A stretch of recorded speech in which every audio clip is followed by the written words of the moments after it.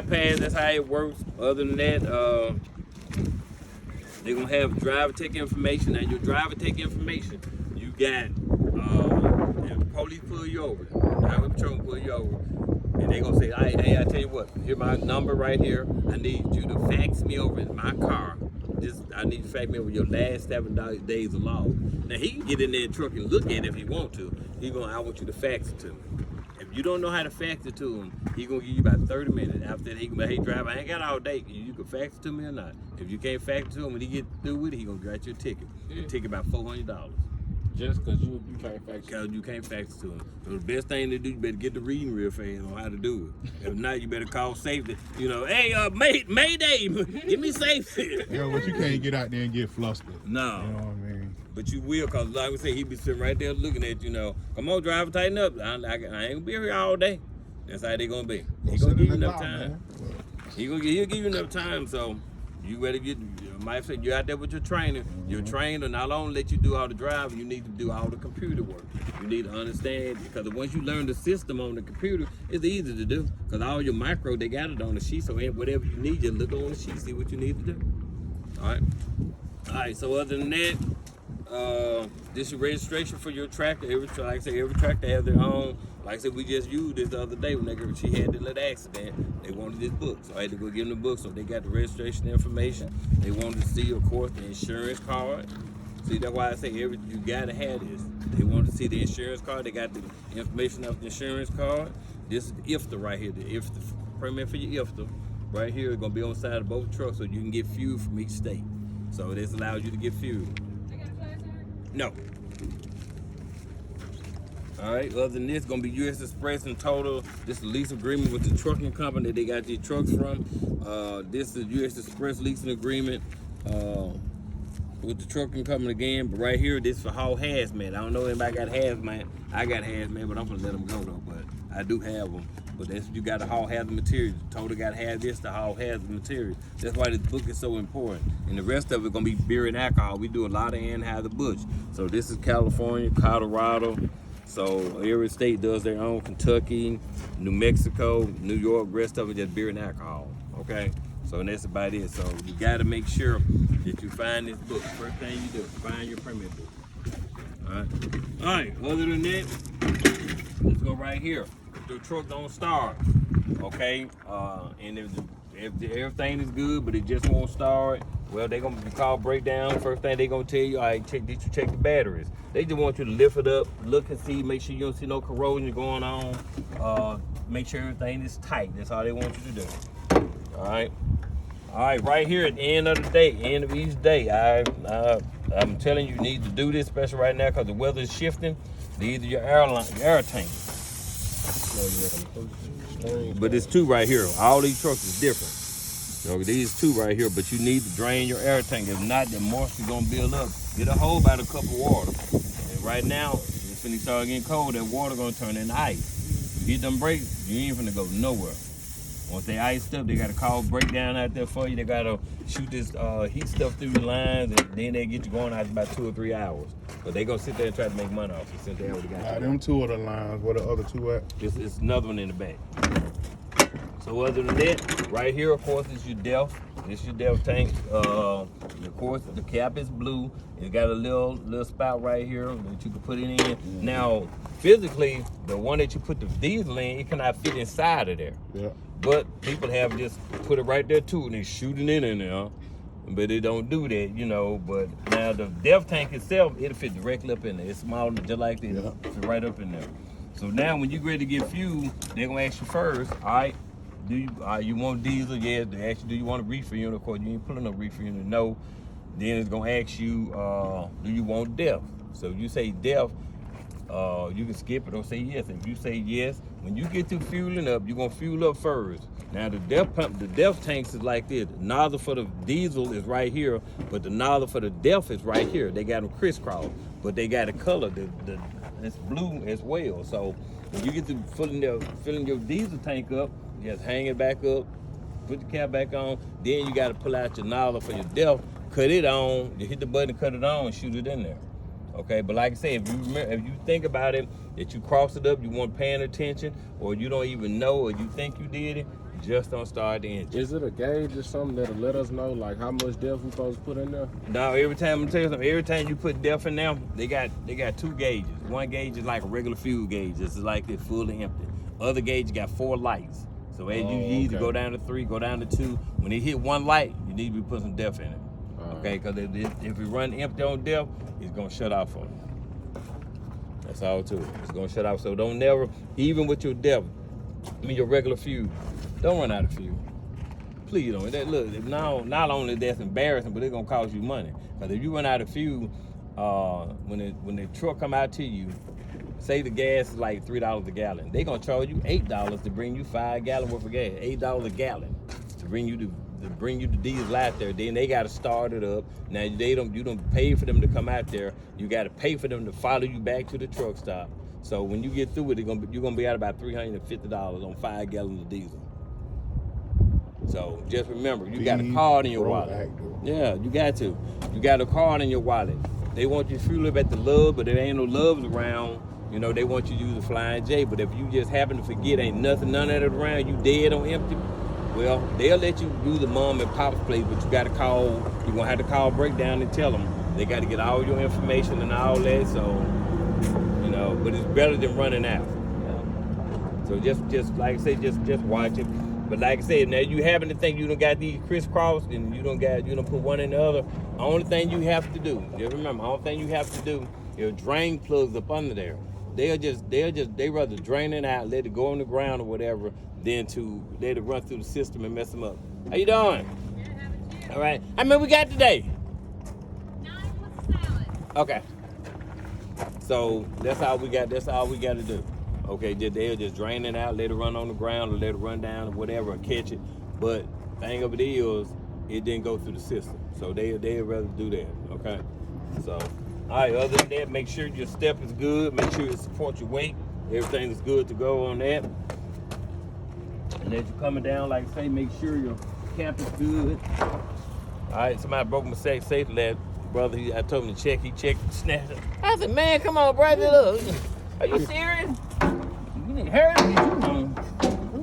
I mean, snap my little chain out there.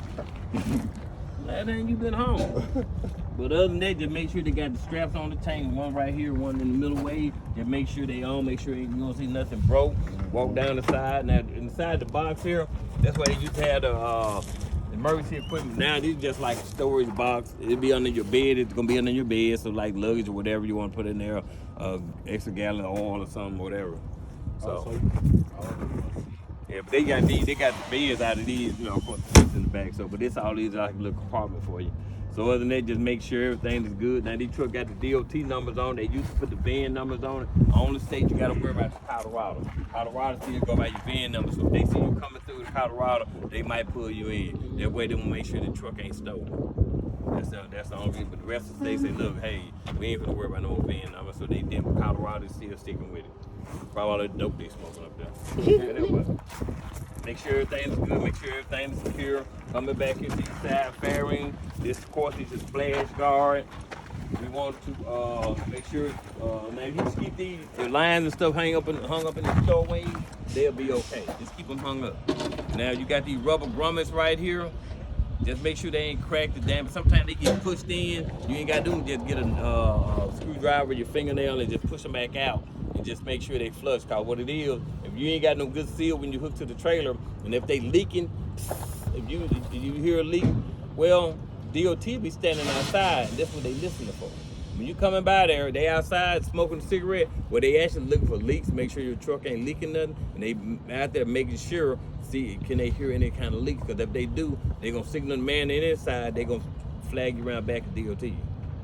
Okay, but anyway, if you keep these things hung up, you shouldn't have no problem. And right here, your electrical line, make sure everything's free of debris. Make sure that ain't nothing right here, ain't nothing showing, or none of your lines and stuff, no cuts, no braces, no nothing. So everything is good to go.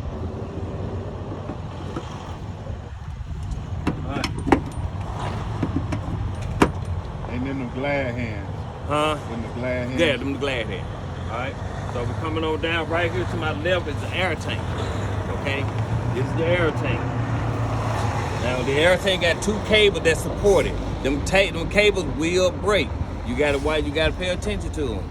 When you doing this truck, like I say, just once you know it and you look at everything in your truck, you just get to know your truck. Cause they got 2 cables on it, and like I say, they will break. I done had 2 to break on me before. One of them broke, the next time my next trip out, the other broke. I'm like, good Lord. But something kept bugging me to check this truck, and I did it. And I couldn't believe that because it was almost dragging the ground. Yeah. So anyway, we got shocks back here. Make sure they mounted properly. Make sure they ain't damaged nothing. Make sure they ain't leaking. You got air cap, airbag. It's good to go. All right, you got your buckhead. All right, everything is good. Ain't nothing damaged. You got reflectors at the top. You got the utility lights back here. When you bagging up somewhere when it's dark, flip these lights on so you can help see you line up with your trailer right. Okay. Other than that, you got your cross member. Make sure they ain't bent, they ain't broke or damaged. You got your exhaust system right here. Make sure your exhaust system is hung up. Make sure they is intact. Make sure you look for any holes or any black soot coming out anywhere. Everything that should be okay. Let's go right here to your line, your brake lines, your ABS wires, you're checking. Listen for any leaks, anything. Right here, you got your torque on. Okay, okay, all right. Right here, your dog bone. That's cool. Right here. That's your your axle. Drum. It's close. Where's your rear differential? Okay. This is your rear differential, all right? All right. And you got to make sure, because like I say, you can run over something in the road that can actually puncture this, because you know, this is America right now. And they're all around the world, they ain't making nothing with 100% no more. They mixing stuff with everything. So this might be steel, 50% steel, might be plastic, whatever. It might be had concrete in it. They don't care. Everybody cheating these days. The dope man ain't the only one doing it. Everybody stepping on. So just make sure your bolts is good. Make sure ain't nothing leaking, ain't nothing broken. You listening and you know just looking and trying to smell. Make sure ain't nothing damaged. Right here you got your leaf spring mount. It's secured tightly. Ain't nothing wrong with it. Everything is good. The leaf spring itself is good to go. You got the U-bolts right here. Now in the back, they got this. This is not a bump stop in the back. They call it a spacer. Okay, in the rear. So it's not directly up under the frame because you got 2 tires back here. So they actually had to space it out with these spacers here. And still to keep it from going so far. So it's called a spacer. All right. So anyway, looking at the inside of these tires, and you can tell, like I said, these are actually recap tires right here. They see this right here. Yeah. These are somewhere on it. You're gonna see a little line going across, but these are cap tires. And that's good. There ain't no problem. But I'm looking at the inside. The rim and the tire got a good seal. The rim does not have no bends. It's not cracked. It's not damaged. No legal welds. No obstruction. No oil or grease is on the hub or the wheel. Everything looks good. The hub is not showing sign of excessive heating. The shoes are not worn dangerously thin. They're not less than 1/4 of an inch. I don't see anything going on wrong with the shoes. They're not cracking and they're not damaged. All nuts, bolts, everything is present. Everything is good to go. So the shock right here, upper mount, lower mount. Shock's not damaged, not leaking. Everything is good to go in the shock. And now you got your airbag right behind the shock. You always want to get your hammer and bump your airbag, make sure they inflated. So you got to bump your airbag. And this right here is real important. Right here. I see this little rod going down. All right, that's your air leveling valve. This is what controls the airbag height. The real slim one? Yes. Or it's at the bottom of the airbag? Right here, this real slim one. Okay. Now what it do? It's an air leveling valve. See, them airbags, they can raise up this high or they can do this here. So if you hit something in the road, even if you run over a tire that's laying across the road, always get out and check, make sure it didn't do no damage. Because I ran over a tire one time and it snatched all these lines down. Really? Yeah, snatched them down. Because because he going to get under there doing all these tires are hard. So whatever he can push up, it's going to go up. Whatever it's going to snatch down, it's going to snatch down. That's what I'm telling him about the air leveling valve, because he can do this, because it's sitting right there open and free. So you got to make sure, because your truck is sitting just like this right now. Well, if your bags go up, you're going to be riding down the road jacked up, or if your bag deflate, you're going to be riding like this here. And any way it go, your drive shaft right here, your universal joint is going to actually be in a bind. They're going to start twisting, they're going to start rubbing, they're going to start vibrating. Then you got a serious problem, because while you driving, your steering wheel going to start shaking. You're going to know what it is. You're going to think it's the wrong road, and you keep going, This gonna drop out in the rear or the front, or the whole thing gonna drop out, and it's gonna scare the crap at you. So you gotta remember, you run over something, just pull over to the side, just make sure you just look up under the truck trailer, make sure ain't nothing leaking, ain't nothing broke, you don't hear no leaks or anything, okay? You gotta do it, okay? So that's the air leveling valve. So other than that, we got the drive shaft itself. How much play allowed to be in the drive shaft? If you turn it left or right? No more than 10 inches of play. I ain't telling that. I ain't gonna lie to you. I took a guess. I'm gonna just give y'all a hint. This drive shaft don't move until you move the truck. All right, so none. Exactly. So it shouldn't have no play. That's what I'm telling you now. If you're able to turn it, something is wrong. That means these universal joints somewhere, something is loose or something is broke. If you could turn this left or right, other than that, you should not be able to turn it at all. All right. All right. Let me see what time is it. I'm back in. What time you got?